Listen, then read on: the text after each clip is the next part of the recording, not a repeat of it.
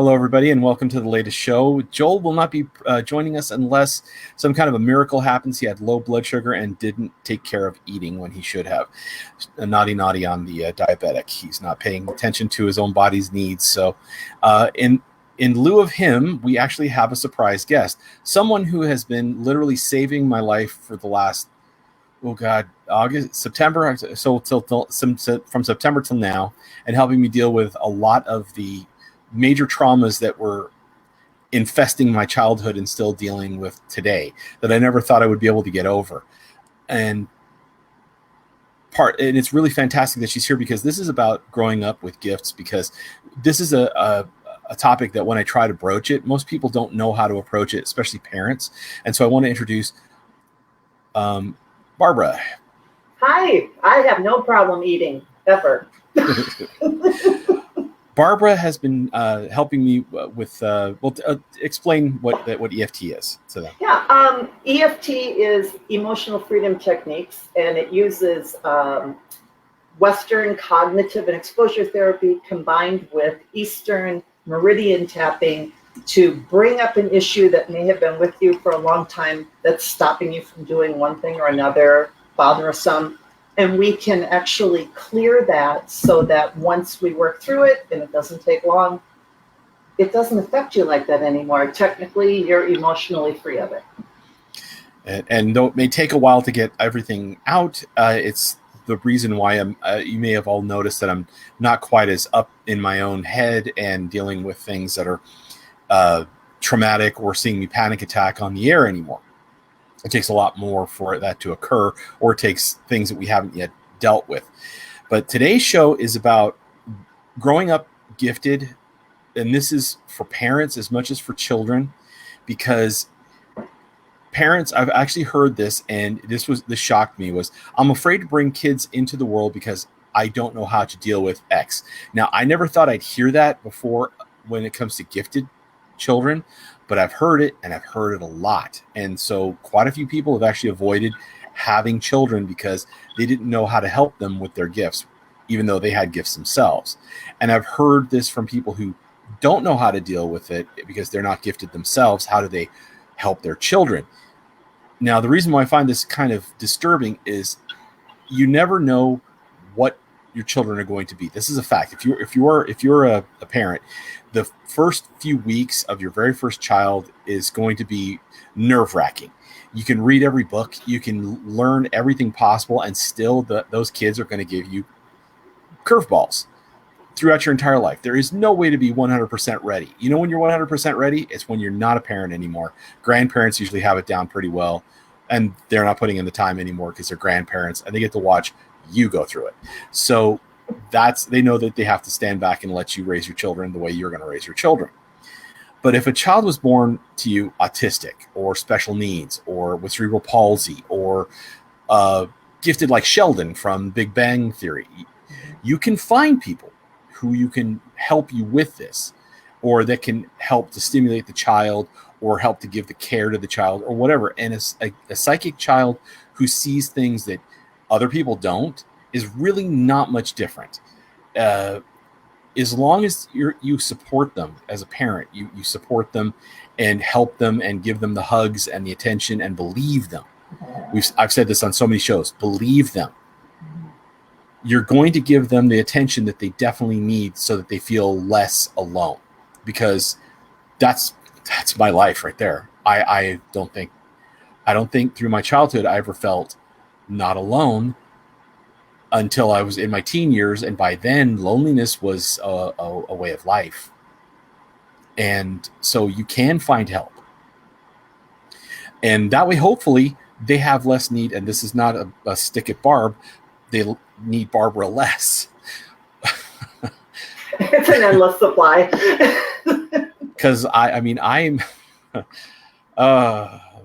the stuff I've gone through and what we've had to tap on is there's so much of it, and I really don't want to ever leave a child out there on their own, because I know what I went through, and I remember the horrors. And in some cases, I didn't remember it all until I'd worked with Barbara for quite a while, and then on a show we were doing with Joe, all of a sudden Fighting I remembered that one. Oh wow. And in the middle of the show, I'm in the middle of a panic attack.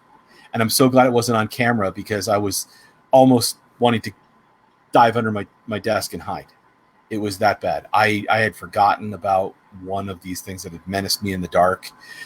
Grabbed my foot and rammed it into the ladder for my brother's bed, the bunk bed above me. Pulled me down to the edge of the bed. It made me fall asleep sitting up, scared, because it was poking, prodding, pushing, and pulling at me. And I fell asleep sitting up. I was so scared.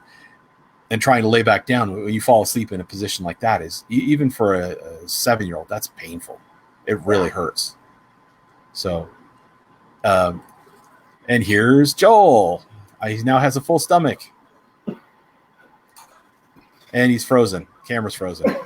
So, anyway, so the thing is that you don't want to have to fix as much as you just support the child and find the what they need to help them along. And it's out there. The resources are out there. There are people like myself who will do this for free. They made a TV show on it with a couple of hacks that were essentially going, here, we're going to put on a dog and pony show with the kids. Jump, jump, jump, jump, jump. And I disliked it. I really disliked it. Because it wasn't really preparing them for what was out there. It was going, can you do this? Can you do that? Can you do the other? That's an endless test batch. That's not really saying, I understand your gifts. Let's work on these together. Let me teach you the techniques. So, sorry, let me give you your head, Barbara. What are your thoughts on this? Well, I hear it quite often, really, where they want to make their child feel better. So instead of listening to the kid, finding out what they're seeing, so you don't tell them more than they really are asking you or need to know, but you respect them. Instead of telling them, don't believe what your own eyes are seeing, don't believe what you're hearing, they just say, oh, no, it's okay, it's all your imagination. And the kid's like, no one's listening to me, no one believes me. And they doubt themselves. Whose music is that? I thought I had everything done. Oh. Sorry. I muted everything but that. So, yeah, I think it's really unfair, and the kid feels ever more unsupported. Yeah, and it's one of those things where, unfortunately, I know from experience that if the parent isn't open enough, and this, my parents were gifted. They had some gifts to them. And it doesn't automatically mean that they're going to be open to talking about it. And that's horrifying to say, but it's the truth, because my mom could feel things. My dad could see them. The Spanish side of the family had the ability to move energy. The English side of my family and the Celtic influence, they could work with things that were basically invisible to most. So that they gave me an entire array of things that, when you put the two together, because the kids are the sum of the parents. If you have a child that has gifts A and you have a parent that has gifts B, then what ends up happening is you have a kid that has gifts A, B. And the more that happens, the more gifts the child is given to their toolbox. If you have a parent, however, that's gifted and an ungifted parent, then you can have 100% of parent A or less. That's what I found with my two boys. Neither of them have shown all of my gifts yet, but then that's a developmental thing.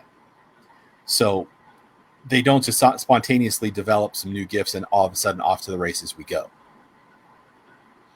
So you know what's coming. And my family should have known enough, because they'd known about these things. I managed to worm stuff out of one of my aunts that she had an idea. She knew, because she'd actually prayed to God, take these things away from me, take it away from me, because she could see just like her brother, my father could. And it was something that scared her terribly. And she was the one who was the most diligent about making sure to put protection in place and make sure that I had my medallion and all that other stuff, so that we'd stay safe. And it doesn't even take a whole lot. And even a parent that doesn't have any abilities at all, there are quite a few things you can do. There's many, many things you can do. I mean, from stonework to seals to just getting regular blessings. There's a lot of things. And okay, Joel, if you want to unmute yourself, you can jump in. So am I unfrozen? Yeah. How you doing? I'm doing better. I was starting to tank real fast. My sugar before I ate was like 90. And I thought I was going to be able to make it through, but I need to obviously eat. I've been a little bit more active than usual lately. So, what do you want to throw in there? Yeah, I mean, I definitely get it. I've noticed like the one thing that all my kids have is like this empathy. They all have great. They're pretty much all empathic. Except for my oldest son, he is empathic, but he seems like he had more of the quest for truths and wisdom that came with me.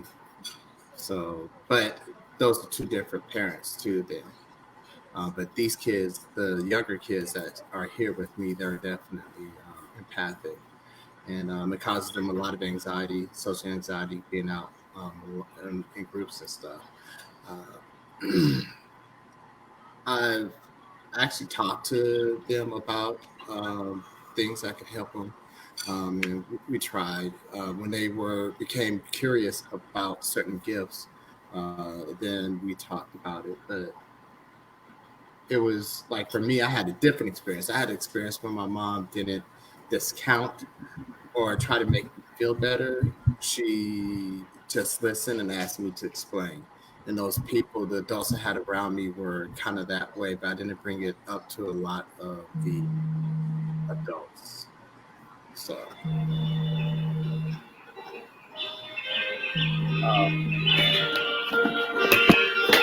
but you and I met, and so I didn't really have to worry about it so much after that time. I had somebody I could talk to about it openly, frequently, and like you said, I definitely didn't feel like I was going a little bit crazy. So now that's something that I've noted also, is that most of us that are gifted, we rate high on the highly sensitive person test. So if you haven't taken it, I would Google it. The highly sensitive person test. It's not definitive, but even my eldest son rated an 18. Anything 14 and higher is an HSP. Janice and I are both 23, 24. I would love it if you would take that test, Joel, so we could see exactly where you are on that. On a highly sensitive person test. Okay, yeah, it's a really good idea.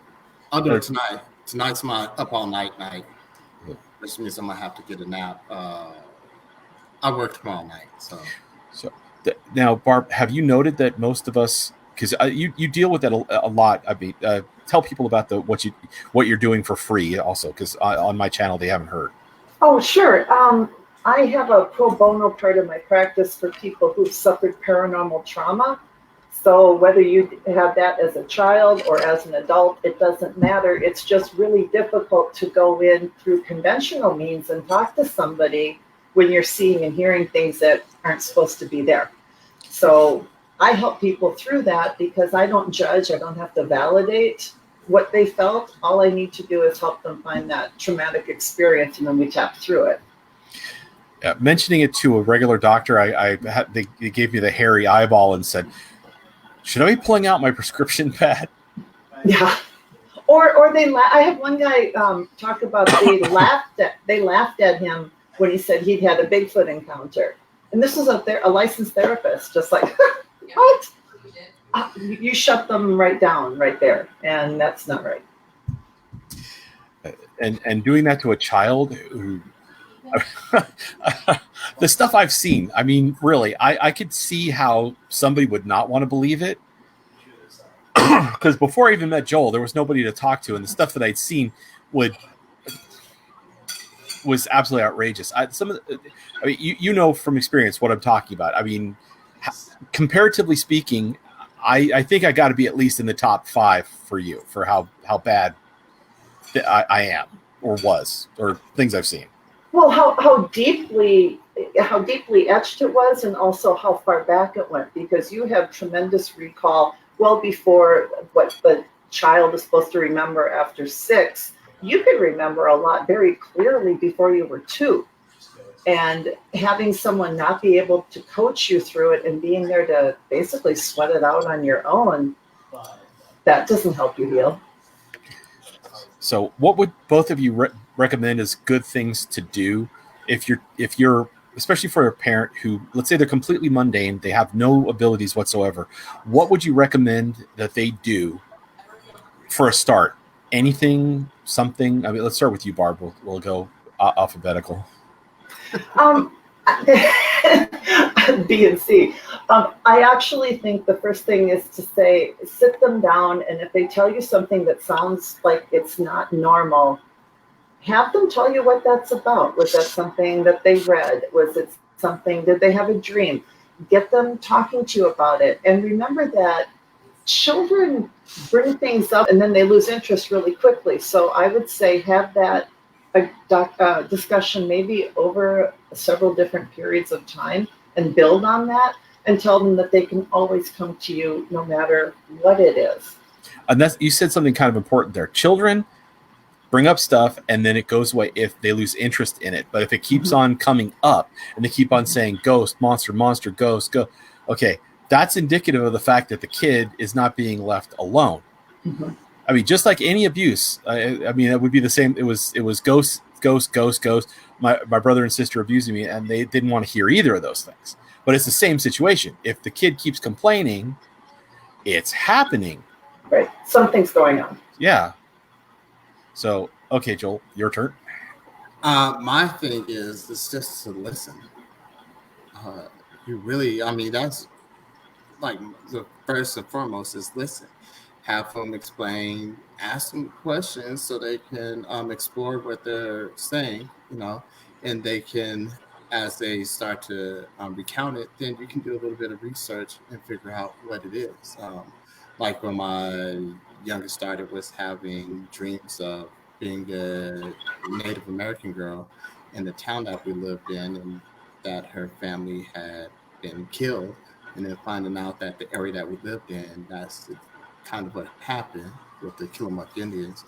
You know, it shows that she was tapping into the energies of that area. We already knew that she was special because of our experience when we was bringing her home from the hospital.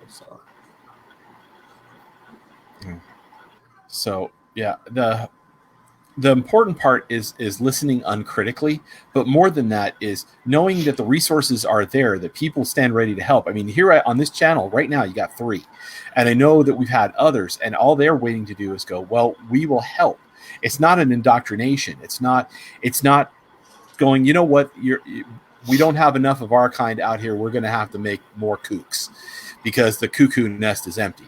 It isn't that at all. In fact, I don't think I've said this on the air, but Joel can tell you there were times when I said I just wish I was 100% normal. I wish I was like everybody else, because as Merlin once said, ignorance is bliss. True. If you don't know it's there, it could be making all kinds of faces at you, and until it hits you, you don't know that it's hitting you, and then you can even convince yourself it wasn't real.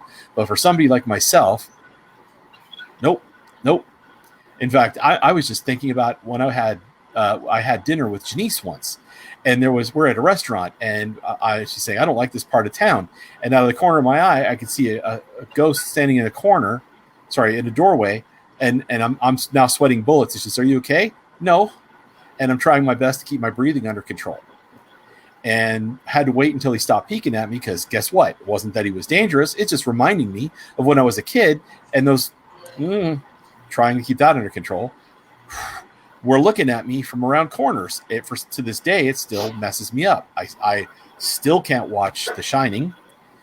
We're working on that one specifically. Mm-hmm. We're working our way back to that one, the long road round. And I go to the bathroom, and this thing's now staring me in the face as I get out of the toilet stall. I was grateful for 2 reasons. 1, I'd gotten to go to the bathroom. 2, he got me out of the toilet stall. And I had to explain it to her so I could feel it. I was like, I know you can feel it, but I just wanted to tell you the reason why I was acting like a bit of a goober right now, because I'm not feeling myself. So, and these things reach into today if you don't take care of it. So you have to listen uncritically. There's so many times I told my mom things that she just blew off. In fact, I know there was a time when I think I remembered more of my past lives because I remember telling her. And then she looked at me and said, "You don't have but such a fanciful imagination." And then all of a sudden, what I had described to her just evaporated. I remember saying it and knowing that I knew it at one point in time. And I couldn't have been more than 4. So it was, and I don't know what I lost. To this day, I still don't know what I've lost. And we're still working on that, Barb, I know. And something you said earlier was really educational for me because, well, you and I started working together because I knew you helped people through these situations. And I knew my piece of it with the paranormal trauma. But nobody ever thinks that if someone's gifted, there isn't a scary side of that, or there isn't a downside. If you hear someone's psychic, or if they're this, that, or the other, it's kind of like, oh, that's cool. People don't understand all the things that you had to get through that were terrifying to have the gifts that you have. So it's a double-edged sword that parents have to be aware of as well. You look like you're inhaling to say something, Joel. No. Yes, I was, but go ahead. It's off topic. Totally off topic. So okay. Go ahead. I'm going to send it to you in a message. So, sorry. So, when some of those things that I told my mom, I know must have been really important, but right now, even now, because of the way that she acted and the embarrassment that I went through, it's still part of my depression to this day. The embarrassment and wanting to crawl into a hole and escape still happens. But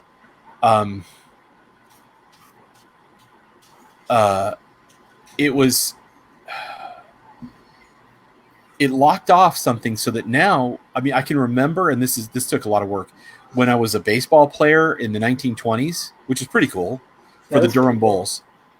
Mm-hmm.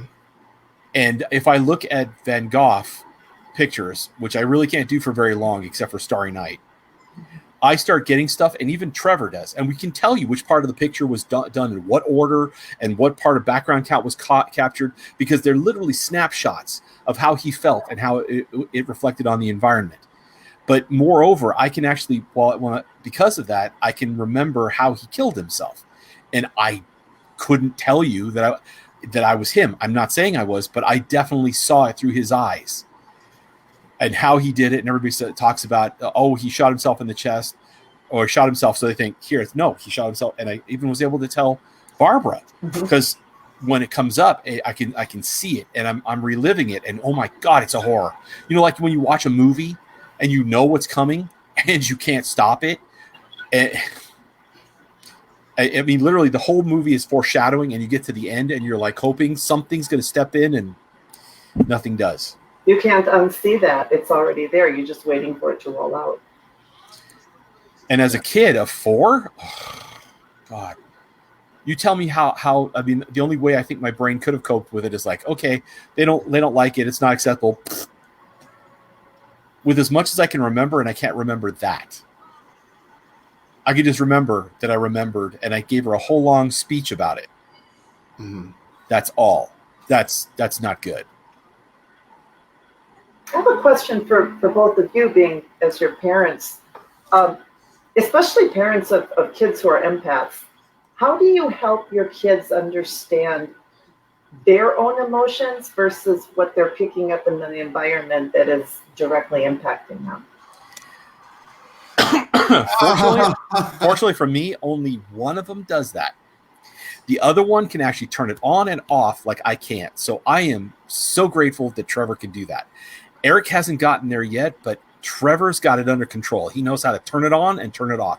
He was born on, but somehow figured out how to be able to put the blinkers on that I don't. So he's literally a step ahead of me there. I'm confident he can show Eric, so I'm good on that regard. Joel, sorry. Well, let's see, because now my kids are 21 and 23, and 25 or 21, 24, 26, and 28. So I think, yeah. Lots of practice. Yeah, so I'm trying to remember what I said. I think what I told them was sometimes the things that you're feeling may not come from you. You just need to take a deep breath and really think about what's going on. Sometimes what you could be experiencing is a feeling from somebody else. I had to do this in particular when I introduced my youngest daughter to my Reiki master. He passed an attunement. I told her it was fine because she shocked him. So he gave her first two attunements, and which was quite the blessing. But she would always want to come around when I did Reiki sessions, and I was doing a Reiki session on a person who has some touch issues. And after that, she really didn't want me to do it. And then I had to explain to her some of the images and the things that you're feeling are things that person experienced. And that's what they're actually trying to work through. And she was okay a little bit after that, but she was like super young at the time. Let's see, she must have been about 3 or 4 when that happened. So, like, she didn't come into the Reiki sessions as much, but she would come in with certain people. So I guess that worked, but it's just to let them know that sometimes the things that you feel can be from the outside source. See, if you suddenly feel sad, or all of a sudden you feel like you might be angry, but nothing happened. Yeah. Now, Trevor, when he asked me how it was I dealt with it, because he didn't ask how to deal with it, he asked me how I was able to deal with it. And I told him it was by sending my mind someplace else, and that was usually reading or playing a video game or doing something that totally engrossed me. Then I could seal it out. And to this day, that's usually the main answer, or meditating or breathing and trying to focus, or now from what you've shown me is tapping. And that works, especially if it's very traumatic. If it's like when I felt the people who were, I don't like it. The beheadings trust me, I've got my hands down here, so I'm tapping, especially when it starts to get bad.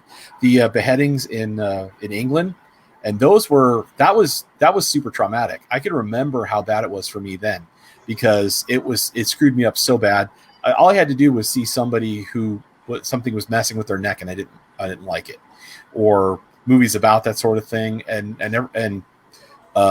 even about anything about a saint, because I knew they were going to get cacked because that's how they become a saint. I couldn't deal with it, and so that was the best I could give him. But he figured out on his own how to be able to just draw into himself and blow it away. Because he hasn't done what I was doing, which was trying to work to get stronger faster, because I felt the need, the drive to be able to get out and become strong enough to be able to defend myself from these things. He hasn't had to do that, and he hasn't had trauma with these things getting at him. Nothing's gotten near him. Nothing. He is surrounded by so many protectors. Nothing can touch him, and he's had that benefit. So I think what happened to me with my inability to shut it off, it's more fear-based than anything else, because if I shut it off, they can get me. When I'm not looking, when I'm not able to sense it, when I'm not paying attention, when I'm asleep, which was what Melvin was doing a lot. Oh my God.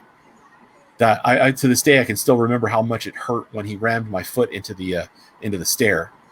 Oh boy, that was something. And all the times he grabbed at me or touched me, and it would rake me. It was icy claws across here. Trust me on this one, folks. That's something that if your kid comes to you and says, I felt icy claws right across their chest, please listen. It's not like it's the kids just going, I feel like having you go and inspect my room to make me feel safe just because. If it's happening every night and your response is, go to bed, I don't feel like helping, that's really not helpful. Even if it's a developmental issue because they're afraid of the dark, or there's some other issue, there's other issues, and you definitely need to address them. in the case of a gifted kid, there's stuff that's out. A really good thing you might describe to people that you told me about. Do you have your house locked down so that nothing can get in and get at the family? For parents who may or may not be gifted, there's some easy things they can do that can shield their kids and shield their property.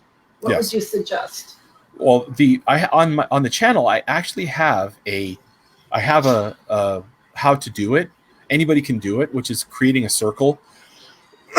It takes a while because you have to keep doing it for about 2 weeks between the new moon and the full moon. Mm-hmm. You have to do it continuously up until the full moon, and then that's it. You're done. The house is now locked down. You just have to redo it once a month, and it's on the channel, and you don't even have to use really expensive anything. And it was one of the things I was told we really should do because somebody's guides were interested in making sure it got out there. And it has the benefit of no matter who you are, you can do it. And there are other things. I mean, Joel, I'm pretty sure can tell you about other things. Funny. Funny you should mention this. I was just so I played disc golf. I found somebody's disc at the disc course on Father's Day. So I met up with this guy, but when I met him up at downtown Chico at a beach shop, and they had crystals, and of course there was some lapis calling out to me, but in particular there's some smoky quartz that was really like calling to me. Yes. I feel naked because every time I think about crystals, I realize I have none of my necklaces on me. I just have the beadwork that was given to me from my friend from Kenya. But that being said, definitely there's definitely some crystals you can use. I use smoky quartz and flame obsidian. I have a piece of flame obsidian in the window back behind me where you can see the light shade. I don't know if you see that. Well, hold on. There we go. Right there. That window right there. Okay. Has flame obsidian. And most of my other windowsills have like some sort of crystals. I use my quartz around the house. But if I was going to suggest to obsidian, smoky quartz, or another good term for that one is Apache teardrops.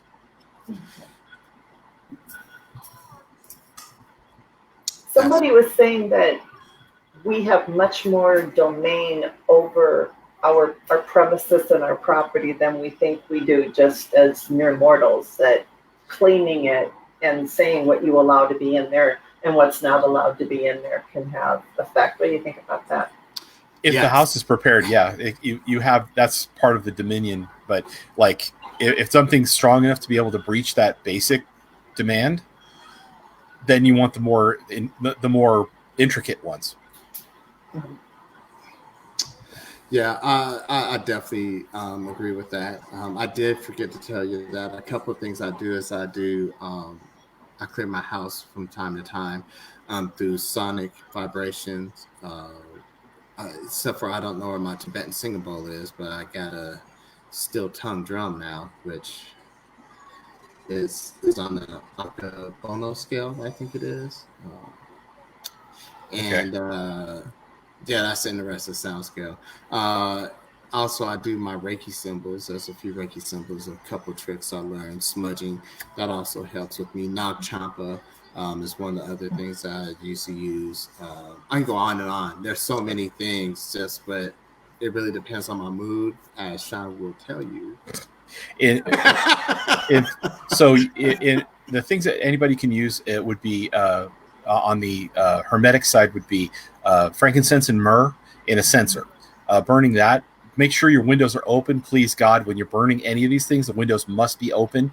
If things are going to escape, the windows have to be open. Okay. I've heard people say, die, open up the window, let them out. So you want burning frankincense and myrrh will also drive stuff off, and it makes it so that the energy in the house becomes unpalatable. It cannot be eaten, taken, used, or transferred.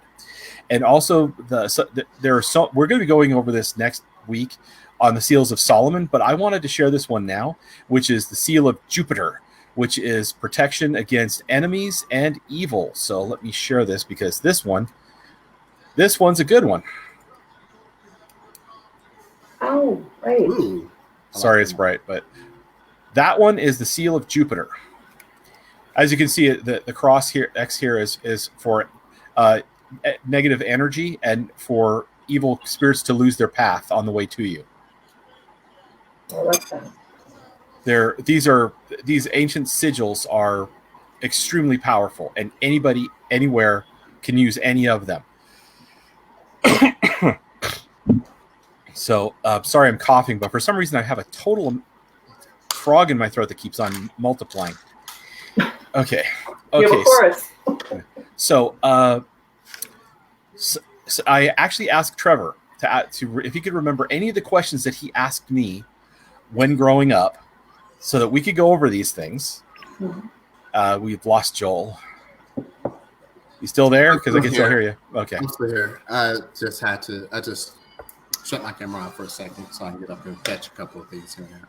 Okay, so basically he asked, the first time he asked me about it is, what is it? The gifts. And I don't really know how to quantify it as much as to describe that it's being aware of things that other people aren't, and being aware of your own energy, not as an abstract, but as someone who's able to lift and move around anything that you can see. But literally, like being able to pour money from one hand to the other, or water from a cup into a glass, and that kind of thing. It's literally like that. And to everybody else, the cup and the glass and the coins don't exist. The smoke doesn't exist. The things that we see just aren't there, and they can't feel it, they can't sense it, they can't smell it, they can't touch it, and it vexes them. And I figure if anybody else has a better answer, because I don't think I was able to give him a better one back then either.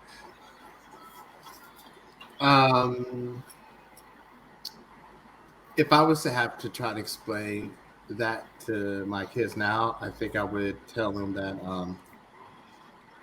it's being aware of the connection with everything in the creative source, and being able to feel and understand the vibrations of that. So he also asked, why is it a thing? Why is it some people, I guess this is, why is it some people have gifts and others don't? Everybody has gifts. Some are just more sensitive to things than others. And from as my understanding has evolved, it's come along to where I think it's like, why is it, he's asking, why are his so strong? Why is my so strong? Why are so people as strong as we are? And I said, I think it's because we've lived more lives where we've developed them and it's gone along, and this is the natural end. Except that I do remember a life where I had none at all. I was just a baseball player, which was really cool. Like maybe there was something I needed to learn. And this is along the lines of, this is something you're supposed to learn. This is something we're supposed to learn. So something from it is important, but not just learning, but also doing for other people. And by doing for other people, you get way more in understanding and empathy and learning than you would if you were just doing for yourself. So I think why it's a thing is because I wanted to know how to help people in a way that I probably would have appreciated a long time ago, which I would, even now, as I think about it, I would have appreciated someone like myself being able to come to my rescue. Right. And that's just in this lifetime alone, which is why the thought of people, I get so hot under the collar when I hear about a kid or children who have been abused by these things, and the parents have told them it's all their imagination, or that they're just, or when people reach out to me, my child is suffering, and the first thing I do is like, okay, I'm on my way. Like, well, don't you need money or something? Nope, just give me an address and I'm on my way. Well, how are you going to get here? I live in Tennessee. It's cool, no problem. As of now, Cape Town is not too far from me. That took a bit of work. But it's all energy, right? Yeah. Yeah. So what would you say to that, Barb? You have a lot more experience with people who have gifts. Well, mine have grown over the years myself, and it is hard to say, well, I don't have these gifts. Well, just like you can sing beautifully, right? Well, I can sing, but no one would want to listen to it. So I asked them, what do you feel that you're strong at, or what do you want to develop? I think sometimes we can develop the things that we didn't think we had. The parents just need to be ready for that and be able to support them in doing that. And don't poo-poo anything just because you don't have that gift yourself. So he got existential on me and asked, what does it mean to have gifts? No. And what did you do, Dad? I'm going to let you guys answer, and then I will tell you what my answer is. Go ahead. My kids all have 4 legs. Go ahead, Joel. Oh, my God. I don't even know where to go with that. Like, what does it mean? Yeah, what does it mean?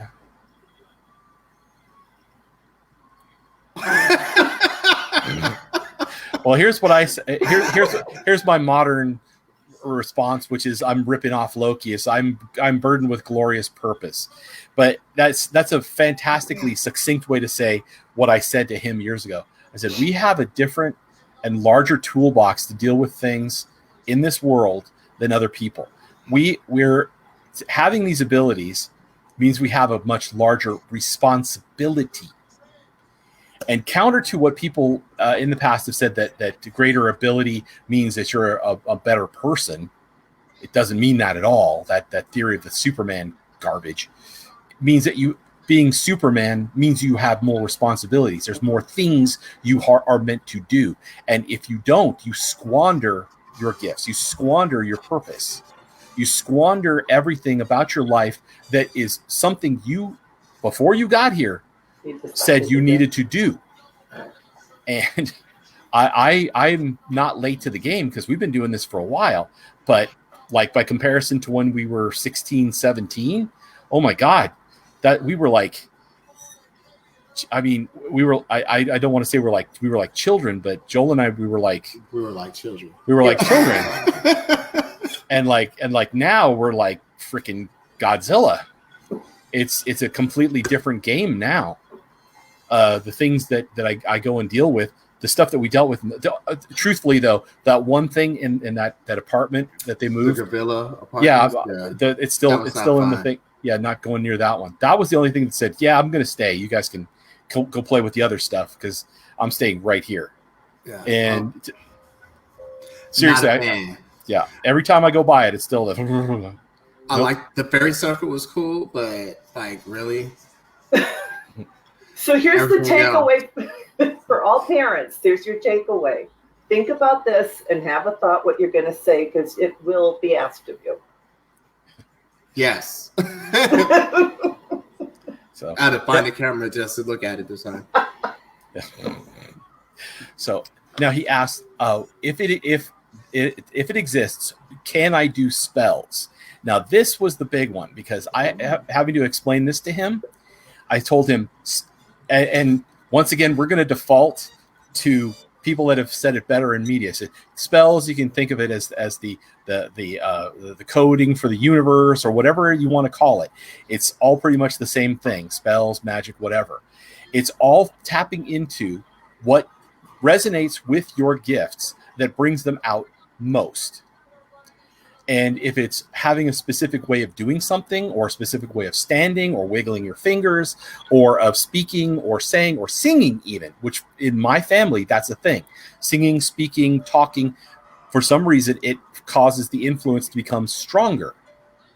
So that's why I'm usually by myself in a closed room because sometimes I'm talking or singing or doing something because it has an effect. You can ask Joel more than once. Me singing has actually popped things out of places, including that time out of that mirror. Yeah. Oh, tell us about that one.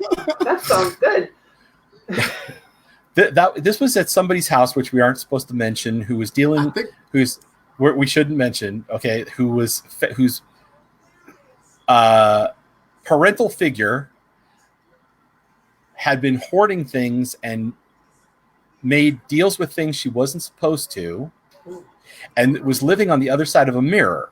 And it kind of freaked me out because it reminded me of the little ghoul that was about this big from the movie The Portal, was it? That was a frightening one, especially since that was actually PG and meant for kids. Yeah. Like, how is this meant for kids? This is horrifying. And we watched it because, oh, look, it's rated PG and it's on HBO. So we're trying to clean the house and we're being told, stop. The place is it's terrible. We feel there's smoke coming out of everything. Yeah, because we're burning these things that were being used to store all this black tarry negative energy. And I'm like, no, don't stop me now. God, I got this OCD about finishing a job once I start it. And Joel noticed something in the mirror, and so I was told by my guide, well, sing. I'm like, sing what? Sing anything. I'm like, okay. So I sing at the mirror, and the thing pops out and goes running. And Joel's like, there it goes. Yeah. Did you take the mirror down and smash it then, so it couldn't go back in? Or no, we took care of the thing so it couldn't come back. Okay. Yeah, Joel said, do that thing, and I'm like, okay, I did that thing. So yeah, but that's three too many.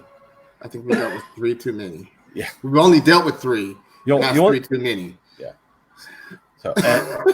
So, what's your take on the spells thing? Me is if you was to ask me, is bring it. This is for like the older kids because my kids were older, and if I was to have to explain it to them, I would have to say yes. But what it's doing is you're actually finding the vibration. You're finding the vibrational reality that you want to come into existence, and aligning your vibrations or that vibration with your current vibrational rate. And if you note the what I said, like speaking and all that other stuff, those are vibrations as well. Speaking, singing, and all you're doing is just using vibrations of a different type in order to be able to help boost an effect. Exactly. And that just helps to boost an effect. So what is a spell except finding what resonates within you that helps you to bring out your abilities more? Not in the colloquial, I cast thee out and Satan must help me and I will do this. None of that toil, bubble boil stuff, that kind of garbage. And if standing there and shouting Harry Potter spells helps you, whatever floats your boat. I'm not going to shoot it down. I don't know, because there's everybody's set up a little differently, and it's as you work on, you find out how much of the other stuff you don't need, and how little effort it takes to be able to do the stuff that you have to do. Like you look at you watch Doctor Strange, and in the beginning he has the worst time doing even little things, and then eventually just with a couple of gestures and a couple of mumbled words he's able to do things. It's just a matter of what calls the mind into focus. Yeah. Also, for those who are Christian, have a heavy Christian background, I also tell them, and I don't know if they want to hear it or not, but I tell them, don't ask the question if you don't want to hear the answer. That prayer is basically the same thing. It has the same principles to bring things into existence. So if you believe in what you're reading in the Bible, it's kind of the same thing. Not to mention the fact that the greatest king in the Bible, aside from Jesus, who is supposed to be the King of Kings, King Solomon, practiced what we do. Well, specifically what I do, which is thaumaturgy. And he created all those seals, including that one I just showed you. Okay, it's that Solomon, not some other Solomon, not Solomon Grundy, not Solomon born on a Monday. King Solomon, the King Solomon. And he used those in order to be able to seal away evil spirits. If you, including, according to what I've read, all the jinn. He actually had a ring which had the main seal on it, and he would seal them into it and burn it into the cork on the top of the bottle and get rid of the bottle. So if you're used to hearing about those stories, that's where this all started from. Why are they in those bottles? King Solomon. And leave them there. Yeah, please. These are not Robin Williams or Will Smith going to come out and go, it was dark and dank in that place, but it's much better in there than being out here. It's so uncomfortable. Genie from I Dream of Genie. Yeah. So, see, how can I control it? So I remember him asking, how can I control it? I'll let you go first, Joel. Gotta just use it. Yeah, my kids never asked those questions. I gave them, if there was something that was bothering them, I would tell them, like if they were seeing something, I would tell them. I was like, you tell it to go away. If it's bothering you, if you see something in the corner, you come get me, I'll take care of it, or you tell it to don't bother you, tell it to go away. Most of the time I came in to help them and to see and shoo away whatever it is.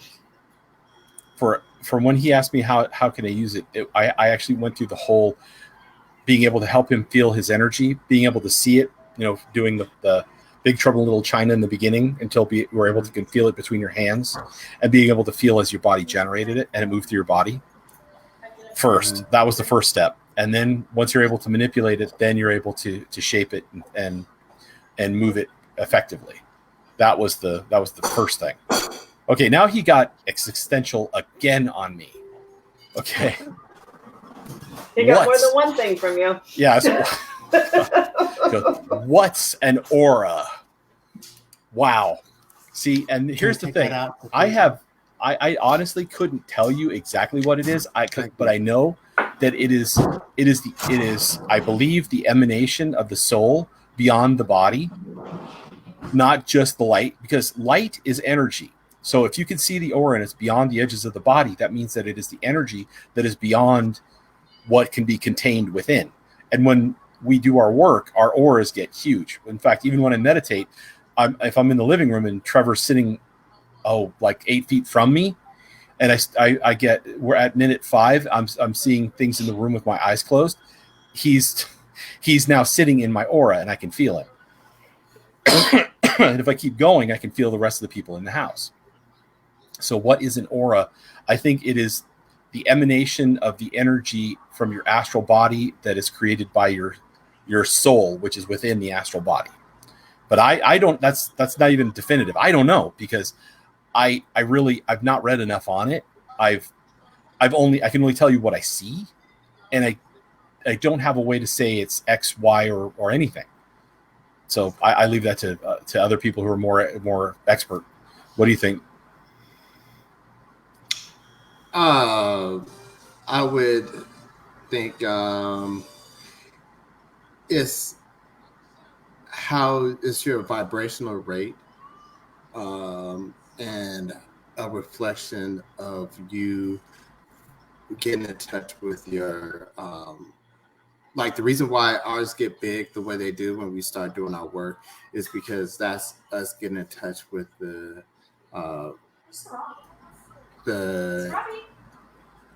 inner creator, the inner creator within us, and that opening up and coming out. It's like that moment of when you start to hit that enlightenment, it starts to get a little bit bigger.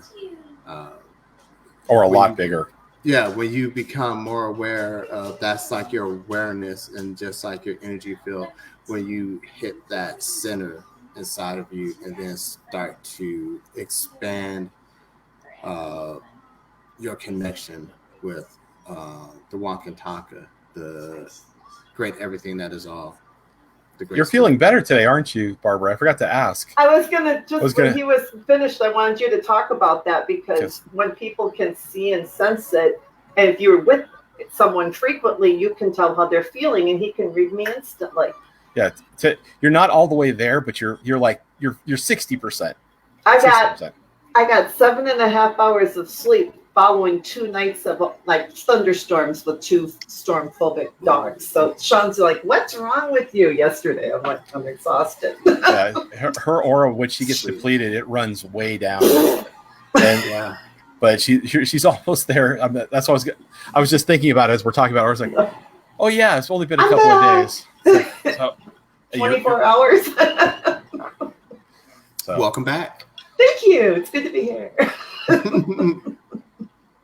Okay, so and I've been asked this by, this is the next one, which I've been asked. Oh, I should ask you also, what is it you think an aura is? Because you've had a lot of people you know that are gifted, and you have your own take on it. I'd like to know.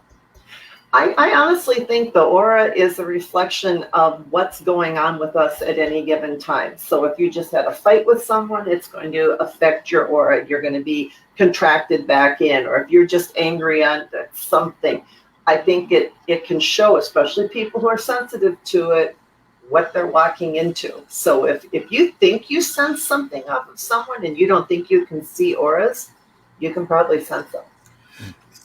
Which is a vibrational thing that I always talk about. So for me, the easiest way to explain things is through vibrations, because frequency, vibration. Right? Exactly.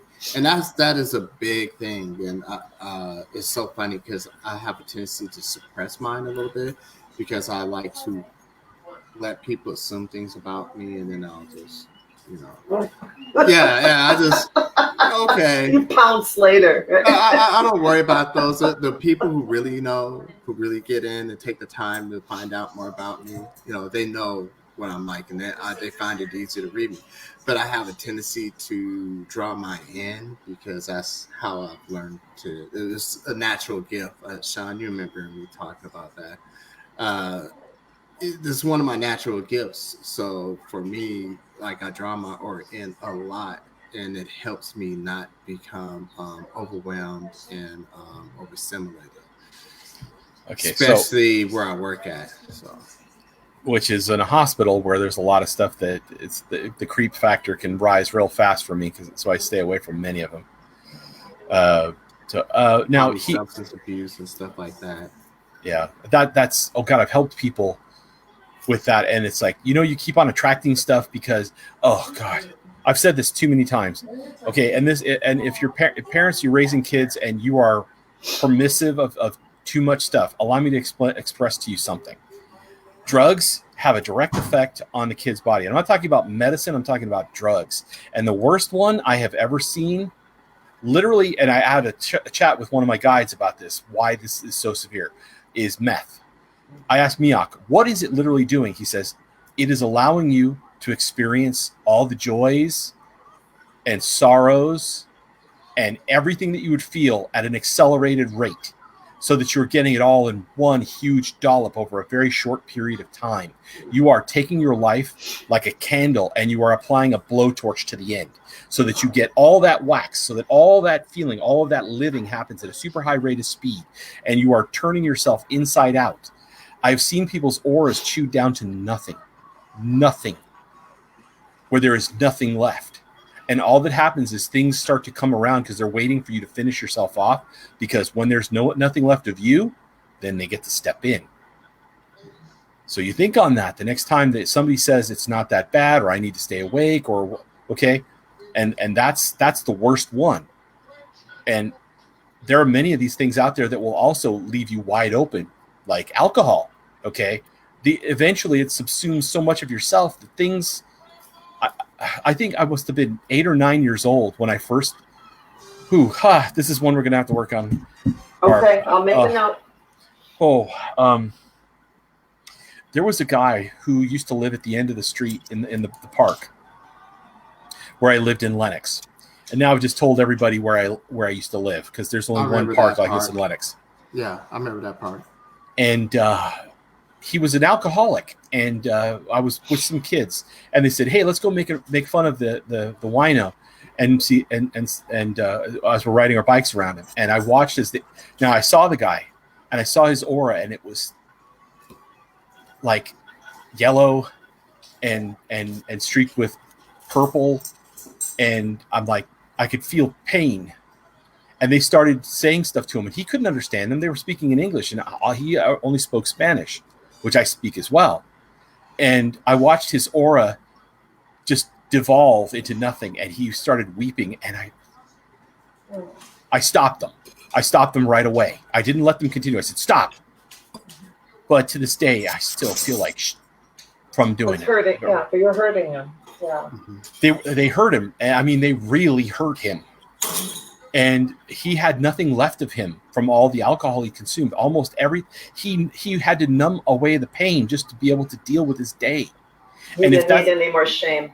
And if you're constantly doing that with alcohol to numb yourself to the world, you're raw to it. And if you're gifted and you're doing that, you're going to make it even worse.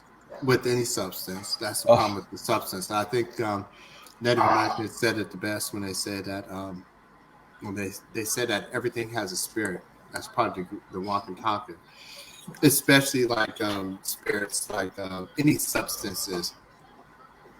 You know, they say, you know, that this is spirits. It's like these evil spirits take over your body. That's what they're talking about. It's a good point to know, because that substance becomes like the focal point, and it takes over aspects of your life. It takes over your life pretty much.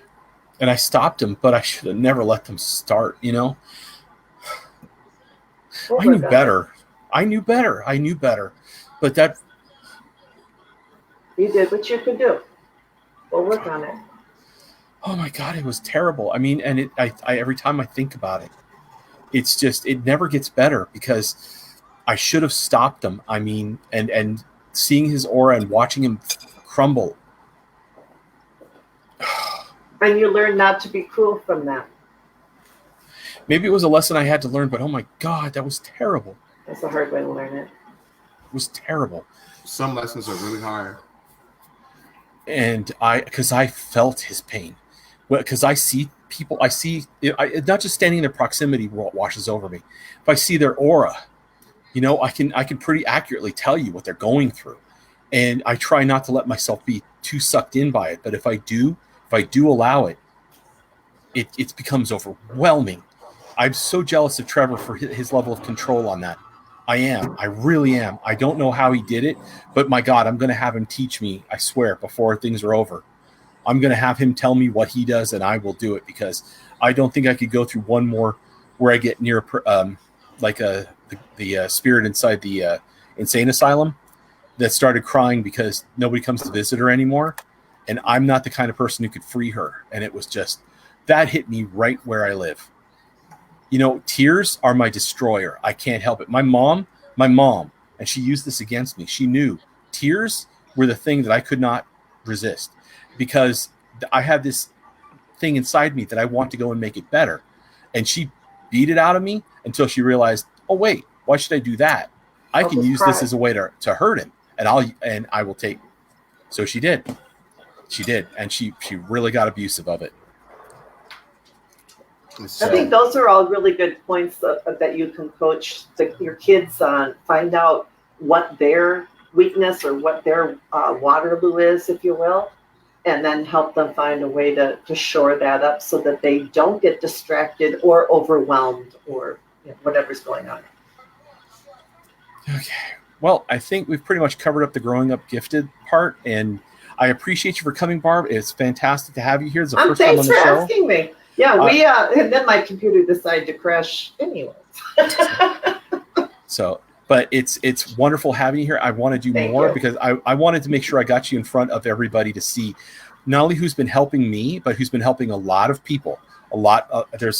I don't want to number them all, because then you'll have an idea of who I've sent. But this lady has made a big difference in everything that I feel about my past, where it's no longer so overwhelming, where it's no longer such a horror to look back. And in some cases, I can actually now look back and find more things that I missed, and that I was never meant to just focus on the damage that I got, but what the damage was supposed to teach me, so I could move beyond it into some kind of enlightenment. There's nothing that isn't supposed to teach something. And I got locked into a box that I never thought I was going to be able to get out from under or outside of. And Barb has literally lifted the scales from my eyes, and I'm now standing taller than I ever have. And it can happen at any point in your life. You don't have to wait for a crisis moment or it's too heavy of a load, and don't let pride get in the way or this one, because I know I deal with depression. Okay, you are good enough. You are worthy of being helped. You absolutely are. There is no reason to go through this. It is not happening because God wants you to be punished or somebody else wants to be punished. it is the voices from the people who have abused you that keep telling you that. Because I understand what it means to do well and be told I could do better, and to do better and to be told that that's not good enough, and to do my best and to be told, well, there's better still. And you end up going, well, if nothing I do is worthwhile, why am I doing anything? Exactly. And that puts you into the mindset, and it hardwires you to thinking that there's nothing good about you. And I'm still coming out of it. And it's going to be a while, I know, but I have faith now. No pun intended. I'm sorry. Well, let me tell you, you are brave beyond belief. It's an absolute honor. And who knew I'd end up with the friend out of the whole deal? Who sings sometimes before you come sings to on. Me? Well, he's waiting for me, Joel. He sings whatever he's working on, and I log into Zoom, and it's like, woo! I'm like, I just shut up and listen. Just let him go. I let him go. Finish. Sometimes it's for the best. Just get it out of the system. Just let it go. Yeah. Thank you, guys. It was good to see you too, Joel. Okay, well, it's great, like, actually speaking to you outside of, like, you know, knowing about Barbara, the esoteric sense. So here's how I met Joel. I invited Joel to a pets page I have, and the first photo he puts is his cat, and he goes, "I think my cat's broken." He's going to bring a lot to the party. Yes, he is broken. Is he still broken? Yes, he has outgrown the canopy, the hammock for his cat tree, but he still lays in it. He still wants to lay in it. He's like, neck off, falling off. They are our reward for everything we do all day. Yeah, and I don't know, just a couple of minutes ago when I was off camera, my wife's puppy just came up to me. Our golden doodle Serapi, I don't know. Yeah. Oh, that's so beautiful. And totally ignoring you. Except for when she came up here when I was talking, she looked me in the eye and then sat down because she wanted TREAT. I'm not gonna say out loud. Make it go away. Give them whatever. That's like the kids when they're on the phone. It's way out over there. She is out of luck. She's talking to the wrong person. She need to talk to Mama. And so she's playing with Mama now. So but she knows when I get off, it's gonna be, "Oh, Dad, please." I know the eyes. That one's asleep in her box right now. Thanks, you guys. Thanks for having me. So, we now actually have our own line of merchandise, which is put out by TeePublic. All I had to do was upload the design for the channel, and they turn it into merchandise. So you can get stickers, phone cases, you can get T-shirts, cups. I actually want to get a sticker to put it on one of my metal mugs so I can have coffee, because, you know, it's cool. It's better than seeing this thing constantly flashing in front of you. I'm drinking from my own cup, sort of like the Tonight Show, where it says "The Tonight Show" on the front. That would be, that'd be dope. I could actually get Ray to do some stuff because Ray has a circuit now, a little cricket machine. So now we get it on the sheet. Yeah, we can sell our own merchandise. If anybody wants to show it off, send us a picture with it. But if you have any other questions or anything that you guys want us to cover, please let us know. If you want to see Barb back or you have questions for Barbara, I can put you in touch with her easily. Just send me a message. If you have any future topics you want us to cover, just let me know, and I'll pull in any experts I can. This one today was more about to help people who are worried or have had problems in their childhood or really need to know, no, you're not crazy. We've dealt with it. Our children have dealt with it. It's manageable. Let me tell you, my kids dealt with it a lot better than I did because I was ready.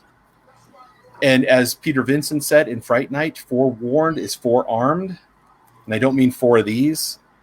So, but yes, that too. If you have forearms, so. And I love Roddy McDowell. He's a fantastic actor. And if there's anything that you need to know, just let us know. We'll get you to the right people. Check in on the channel. Next week's is going to be on Seals of Solomon and how they work, because they're all very subtly different. And you can't just. My son asked me the question, because he always has the best questions. Well, Dad, what stops us from wearing all of them? And I'll answer that question next week, because it's complicated. Thank you very much, everybody. Thank you once again, Barb. Thank you, Joel. Barb, I would love to have you back on the show. I'd love it. Yeah, just let me know. That'd Okay. be awesome. Your energy was very much appreciated on the show today. Awesome. Thank you for being here. No Bye, everybody. pleasure. See you guys. Bye. Bye.